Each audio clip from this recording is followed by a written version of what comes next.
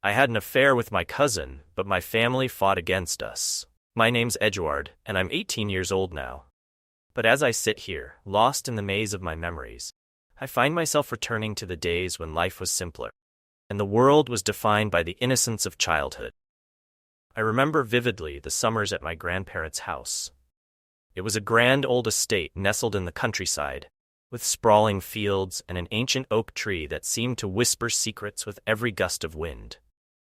It was there that I first met Stella, my cousin. We were both just kids, barely old enough to understand the complexities of the world around us, but our bond formed effortlessly. Stella and I were inseparable. We would run through the fields, our laughter echoing as we played games of hide-and-seek, our small hands gripping the edges of our imaginations. The world was a playground, and our adventures knew no bounds.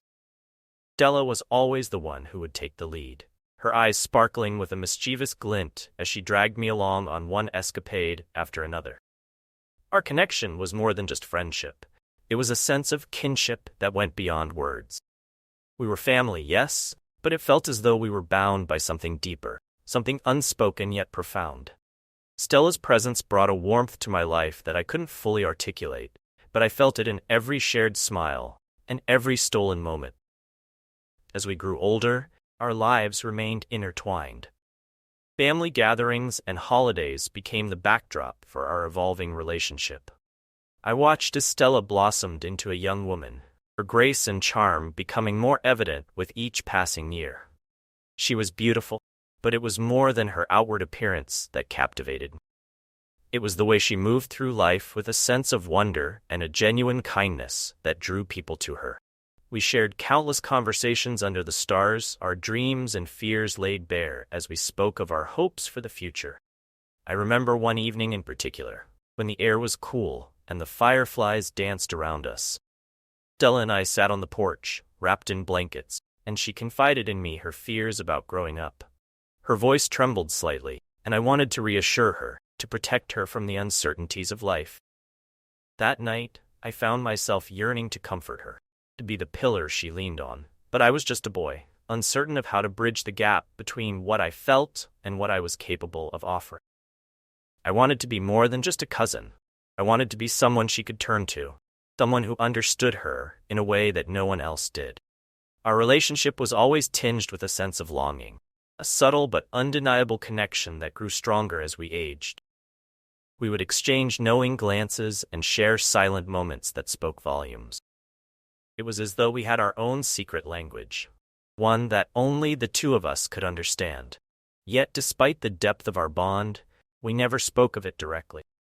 It was as if acknowledging it out loud would shatter the delicate balance of our relationship. Instead, we continued to navigate our lives, our unspoken feelings creating a tension that simmered just below the surface. The more we grew up, the more complicated our emotions became. The carefree days of our childhood began to give way to a more complex reality. We were no longer just two kids playing in the fields. We were young adults grappling with feelings that neither of us knew how to handle. The innocence of our earlier days seemed a distant memory, replaced by a new awareness that both excited and terrified me. As the years passed, our interactions became more charged. A simple touch, a lingering glance, seemed to carry more weight than before.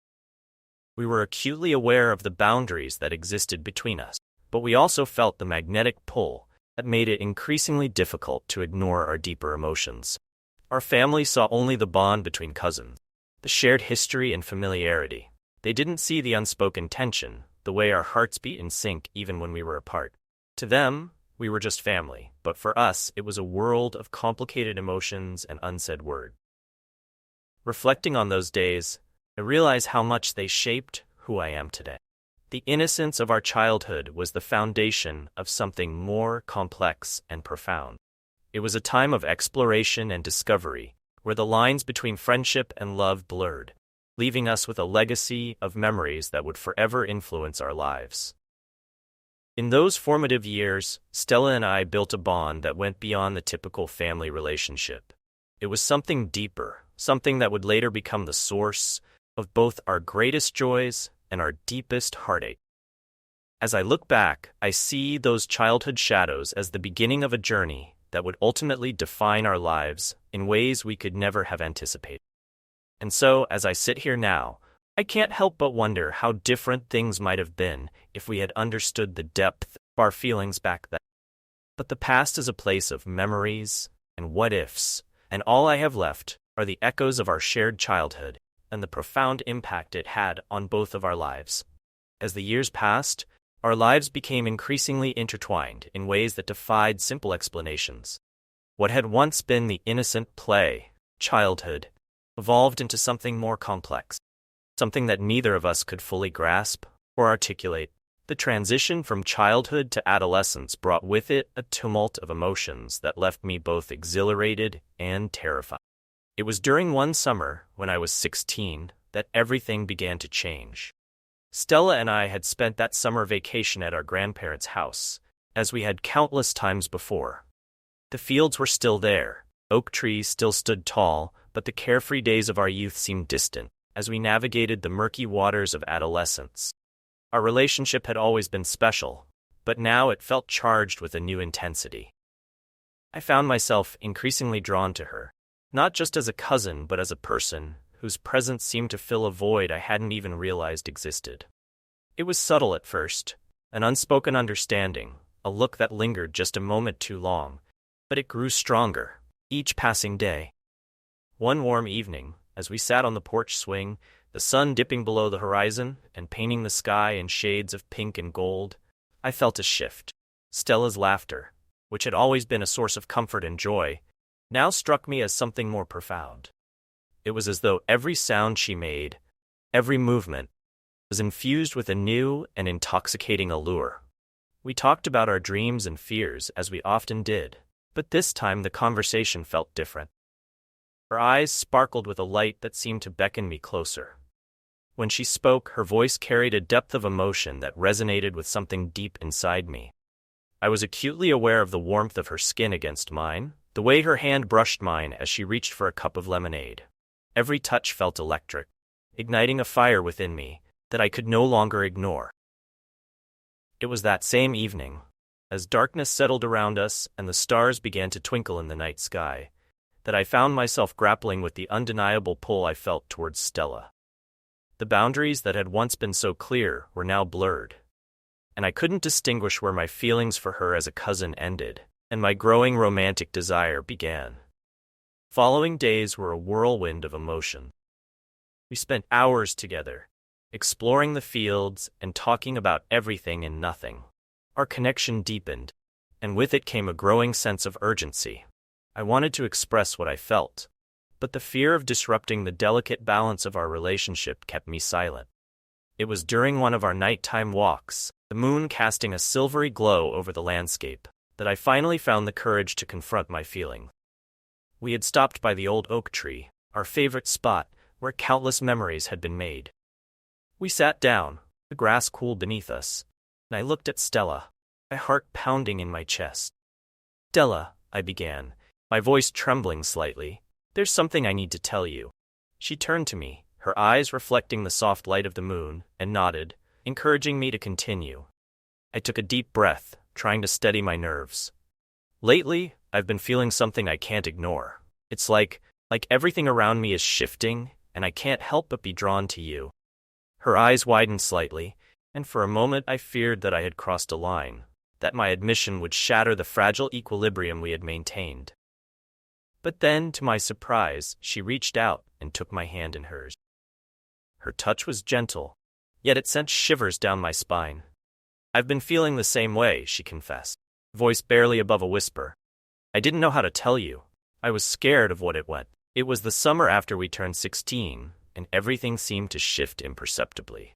The first hint of dawn before the sun fully rises. Our friendship, once a source of simple joy and carefree laughter, began to take on a different hue. I remember the exact moment I felt it, when everything changed and our bond transformed into something far more complex. We had spent the day at the lake, favorite spot of ours where the water was always cool and the setting sun painted the sky with hues of pink and gold.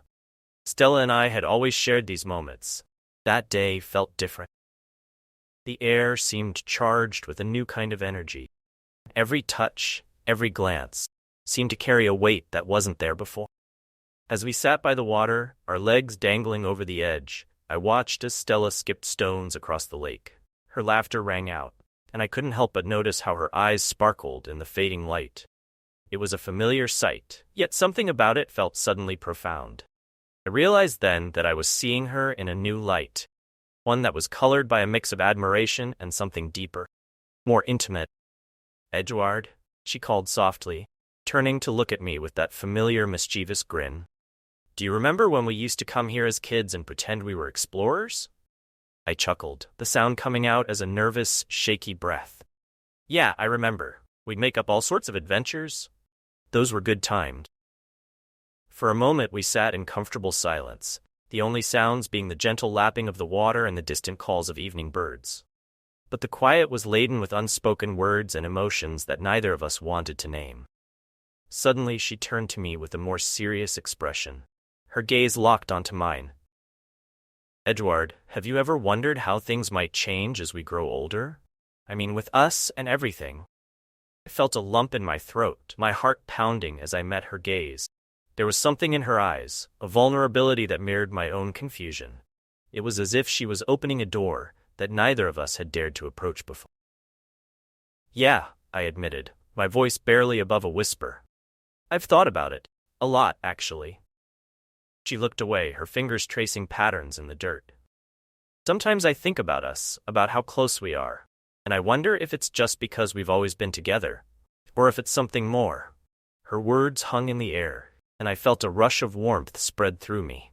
It was as if a veil had been lifted, revealing the truth that had been hiding in plain sight. I had been trying so hard to ignore these feelings, to keep them buried deep where they couldn't hurt either of us. But now, facing her with the same uncertain emotions, I realized that I wasn't alone in this struggle. Before I could respond, Stella reached out and took my hand in hers. Contact was electric, sending a shiver down my spine. I looked at our entwined fingers, and everything around us seemed to fade into the background. All that mattered was the connection between us, the way her hand felt so right against mine. "Edward," she said softly, her voice trembling slightly, "I don't know what this means, but I feel something. Something strong. I think I'm falling for you." Her confession was like a spark igniting a fire that had been smoldering in the depths of my heart. I felt an overwhelming surge of emotion, a mix of fear and exhilaration. I had always known that our bond was special, but hearing her admit that she felt the same way shattered the last of my defenses. "I've been feeling the same," I confessed, my voice thick with emotion. "I've tried to push it away, to convince myself that it's just a phase, but it's more than that. I care about you, Stella, more than I ever thought possible." Her eyes filled with tears, and she moved closer to me, her face only inches from mine. The world seemed to shrink down to this one moment, this single, perfect fragment of time where everything made sense. I could see the depth of her feelings reflected in her eyes, and it was both terrifying and exhilarating. Without another word, she closed the distance between us, and our lips met in a kiss that was both gentle and intense. It was a kiss that spoke of all the unspoken words, all the emotions we had been holding back. It was a promise, a declaration of the feelings that had been growing between us. When we finally pulled away, both of us were breathless, our hearts racing. The world around us had changed, and there was no going back. The kiss had transformed our relationship from a close friendship into something much deeper and more complicated. Stella leaned her forehead against mine, her eyes closed as she took a deep breath. "What do we do now?" she asked softly. I didn't have an answer. All I knew was that we had crossed a line, and there was no way to undo what had been done. Our feelings for each other had become undeniable, and we were left to navigate the complexities of this new reality. The rest of the summer felt like a whirlwind.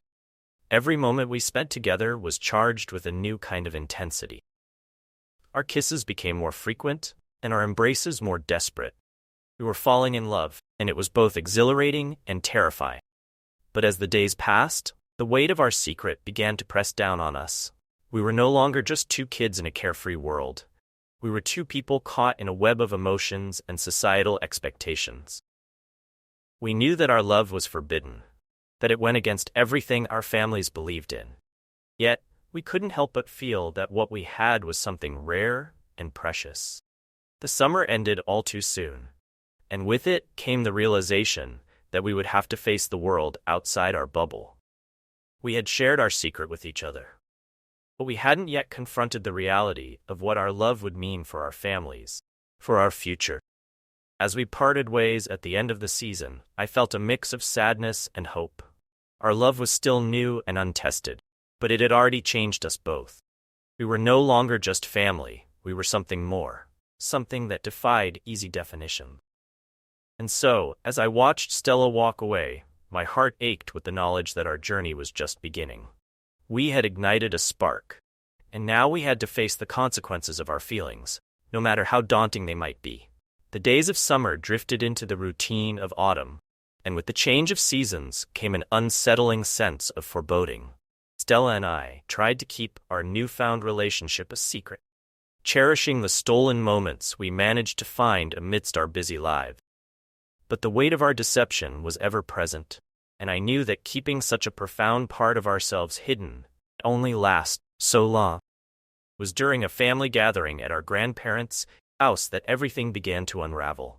The occasion was a celebration of our grandmother's 70th birthday, a milestone that brought the entire family together.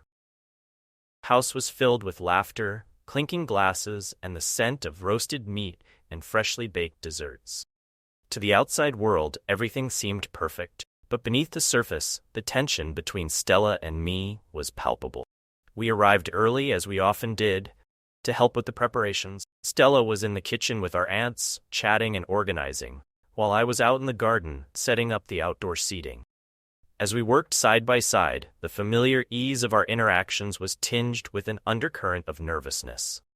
Our secret was like a live wire, crackling with potential danger, and I could feel the tension in every touch and glance.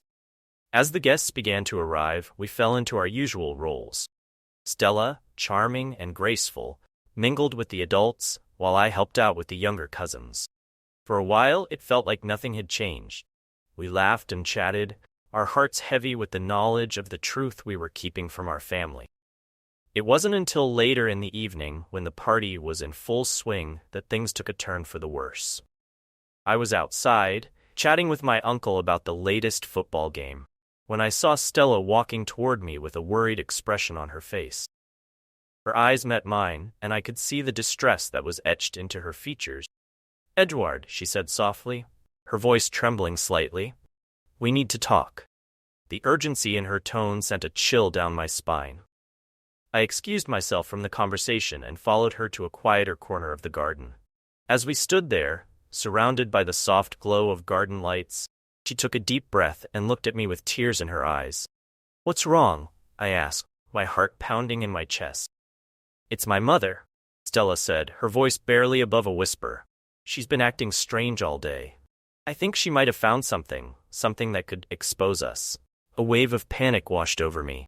"What do you mean? What could she have found?" Stella shook her head, face pale. "I don't know. She didn't say anything directly, but she kept giving me these strange looks, and she's been talking to my aunt more than usual. I'm afraid she might have figured out what's going on." Before I could respond, I heard a commotion coming from inside the house.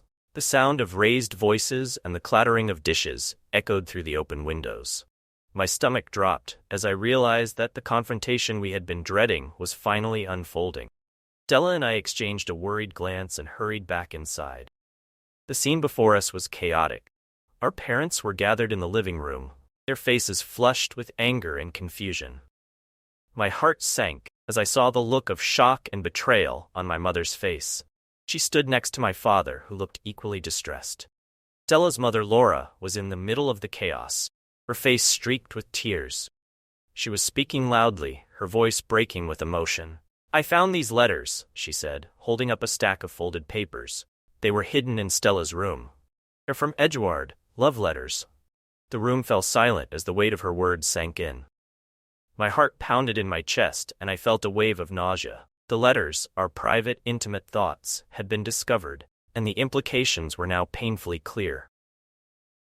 Stella's father, Richard, looked at me with a mixture of anger and disbelief. Is this true? Have you been involved with my daughter? I opened my mouth to speak, but no words came out. I felt trapped, exposed, and utterly helpless. Stella stepped forward, her eyes pleading as she looked at her parents. Yes, it's true. Edward and I. Don't you dare. Laura interrupted, her voice rising in fury. How could you do this to us? How could you betray your family like this? The accusations and questions came fast and furious. My father tried to intervene, but his attempts at calming the situation were met with hostility. It was as if the room had become a battleground, with emotions running high and everyone shouting over each other. Through the chaos, I could see the hurt in Stella's eyes. She reached out for my hand, but I could feel the weight of her family's disapproval pressing down on us. Our once private affair had become the center of a family crisis, and there was no way to undo the damage that had been done. Laura's voice cut through the din. I can't believe you would do this to us. You've brought shame upon our family. This is unacceptable. Stella's father looked at me with a mixture of anger and sadness. You're no longer welcome here, Edward. You and Stella need to sort this out away from our family. Finality of his words hit me like a punch to the gut. I felt a deep, crushing sense of loss. The life I had known, the family gatherings, the moments of joy, all of it was slipping away. Stella and I were left to face the consequences of our actions, and the future seemed uncertain and bleak. As the shouting continued, Stella and I stood together, our hands intertwined in a silent show of support. The pain of the moment was almost unbearable, but we clung to each other, finding strength in our shared ordeal. Eventually, the chaos subsided and the guests began to leave, their whispers and glances filled with judgment and curiosity. Stella and I were left standing in the midst of the aftermath, the weight of our family's anger and disappointment hanging heavily over us. We knew that the road ahead would be difficult. Our relationship had been exposed, and the bonds of family that once seemed so strong had been tested beyond their breaking point. We were left to navigate the fallout of our actions, with our love now a source of conflict and pain rather than the joy it had once been. In the quiet that followed, as the house emptied and the echoes of anger faded, Stella and I found ourselves alone. The gravity of the situation was overwhelming, and I felt the tears sting my eyes as I looked at her. I'm so sorry, I whispered, my voice breaking. I never meant for any of this to happen. Stella's eyes were filled with tears as she squeezed my hand. I'm sorry too. I didn't want to hurt anyone. I just wanted to be with you. As we stood together in the remnants of the evening, the weight of our family's disapproval hung over us like a dark cloud. The path forward was uncertain, and the challenges we faced seemed insurmountable.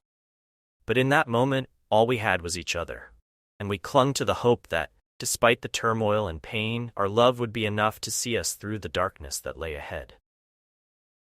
In the weeks following the disastrous family gathering, the world seemed to have shifted beneath my feet. What had once felt like a safe, loving space had turned into a battleground of accusations, misunderstandings, and raw, unfiltered pain. The weight of our family's disapproval had driven a wedge between Stella and me, and the once strong bond we shared was now teetering on the edge of collapse. Our home became a place of silent tension. Stella and I avoided each other's gaze, each lost in our own thoughts as we navigated the wreckage of our relationship. The letters, now a symbol of our betrayal, were a constant reminder of the pain we had caused. It wasn't just our families that were shattered. Our trust in one another was starting to erode.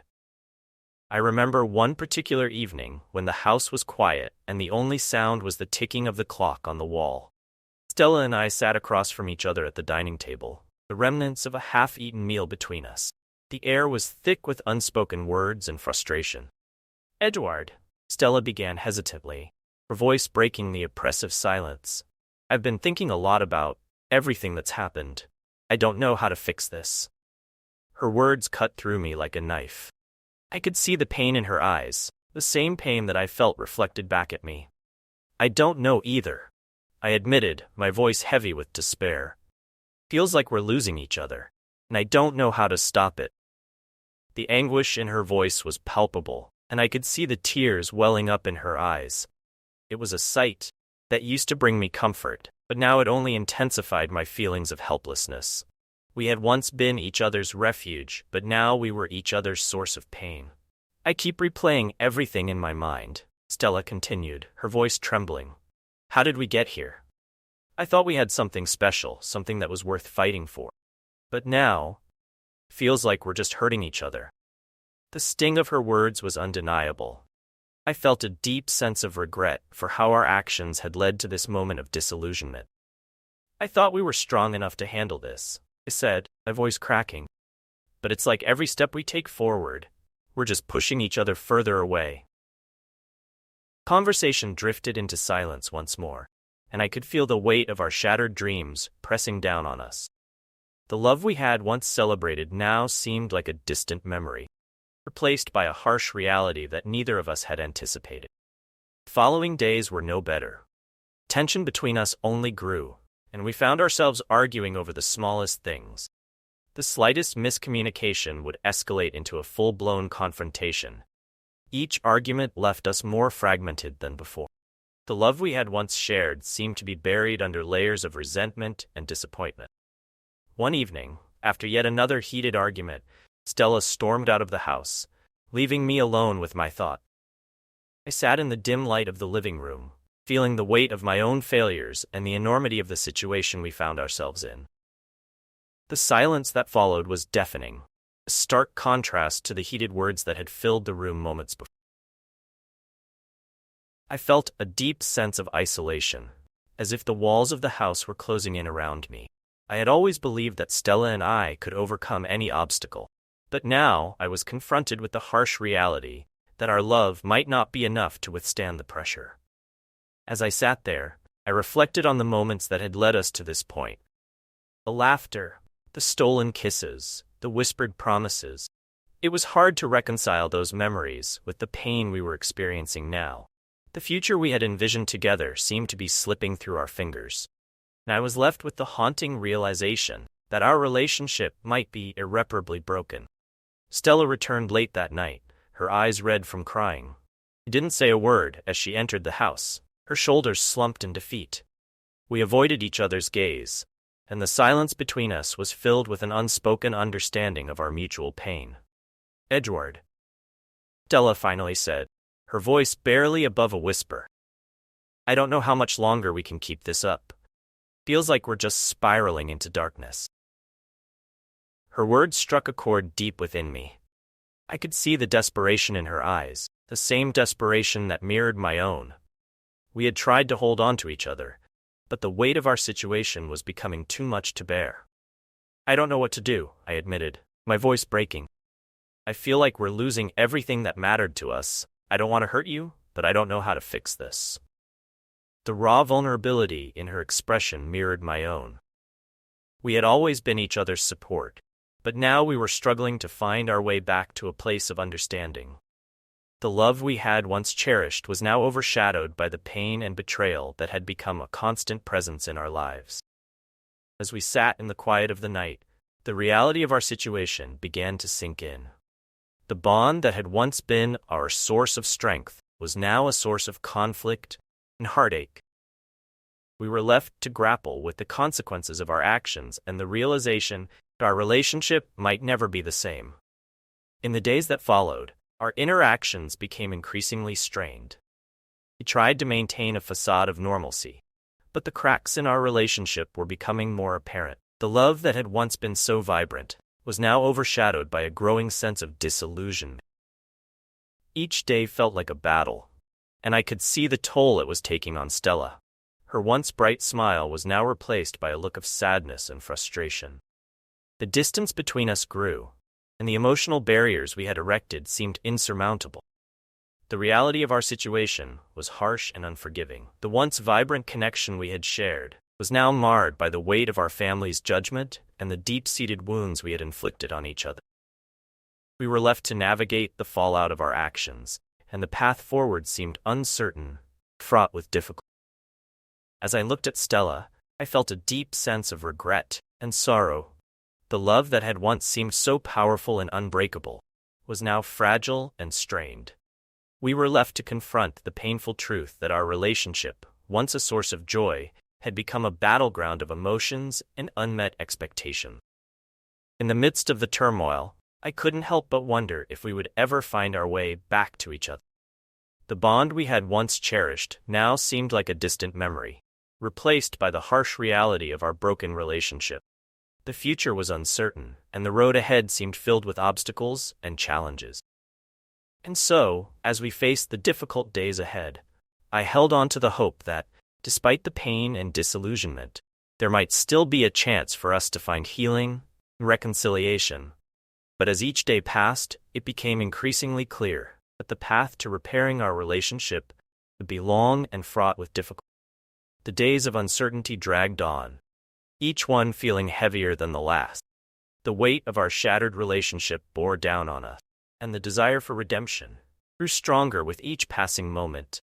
Stella and I had reached a crossroads, and the path forward seemed shrouded in shadows of regret and sorrow. Our attempts at normalcy had failed miserably. The lingering tension was palpable, and every interaction seemed to carry the burden of our past mistakes. The emotional distance between us was now an ever-present chasm, and the once familiar comfort of each other's presence felt like a distant memory. One chilly evening, as the first frost of winter settled over the landscape, I found myself sitting alone in the living room. The room was dimly lit, and the soft glow of the fireplace did little to dispel the sense of desolation that had settled over us. The fire crackled quietly, but its warmth seemed to mock the coldness that had crept into our relationship. Stella entered the room quietly, her footsteps soft and hesitant. She sat down across from me, and for a moment we just looked at each other, the silence between us heavy with unspoken words. Her eyes, usually so full of life and warmth, were now clouded with sadness. "Edgeworth," she finally said, her voice barely above a whisper, "I've been thinking a lot about us, about everything that's happened. I know we've made mistakes. I know we're both hurting, but I want to try to make things right." Her words were both a balm and a dagger. They were a glimmer of hope, but also a painful reminder of the deep rift that had formed between us. "I want that too," I replied, my voice thick with emotion, "but I don't know how to fix this. I don't know if we can ever go back to how things were." Stella reached out and took my hand in hers, her touch warm and comforting. "I don't want to go back," she said, her voice trembling. "I want us to move forward. I want us to find a way to heal and rebuild what we've lost." Her plea was heartfelt, and I could see the sincerity in her eyes. The depth of her regret mirrored my own, and the desire for redemption was evident in the way she held my hand, as if hoping to bridge the gap that had formed between us. "We've hurt each other so much," I said, my voice breaking. "I don't know if we can ever fully heal from this. The damage we've done, it feels irreparable." Stella's grip tightened on my hand. "I know, but I believe that if we try, if we really commit to understanding each other and working through this, we might find a way to make things right. It won't be easy, but I'm willing to try." The determination in her voice was both comforting and daunting. I wanted to believe that we could find a way through the pain and rebuild our relationship, but the fear of further disappointment held me back. Yet, as I looked into her eyes, I saw a flicker of the love that had once been the foundation of our bond. "I'm willing to try too," I said, squeezing her hand gently. "But we need to be honest with each other. We need to face the truth of what we've done and how it's affected us." Thank you for watching. Don't forget to like, subscribe, and hit the notification bell so you never miss our next video. See you next time.